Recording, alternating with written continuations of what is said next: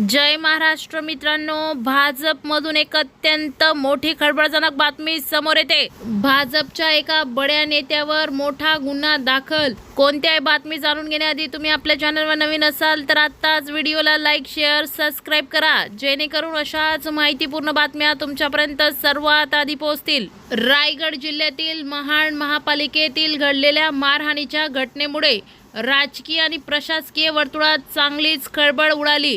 महाड नगरपालिकेचे मुख्याधिकारी धनंजय कोडेकर यांना मारहाण केल्याप्रकरणी भाजप नगरसेवक सूरज बामणे आणि अन्य दोघांविरोधात महाड शहर पोलीस ठाण्यात गुन्हा दाखल झाला आहे। मिळालेल्या माहितीनुसार पाणी पुरवठ्याच्या प्रश्नावरून झालेल्या शाब्दिक वादाचे रूपांतर मारहाणीत झाले असावे। मुख्याधिकारी धनंजय कोडेकर यांना लाथाबुक्क्यांनी मारहाण करण्यात आल्याचा आरोप असून यांनी या प्रकरणी पोलिसांकडे तक्रार दाखल केली आहे।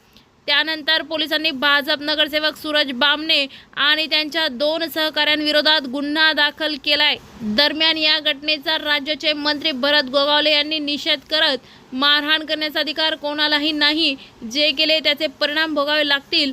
या घटनेनंतर महाड नगरपालिकेतील कर्मचाऱ्यांनी हाताला काळ्या फिती बांधून काम बंद आंदोलन सुरू केलंय।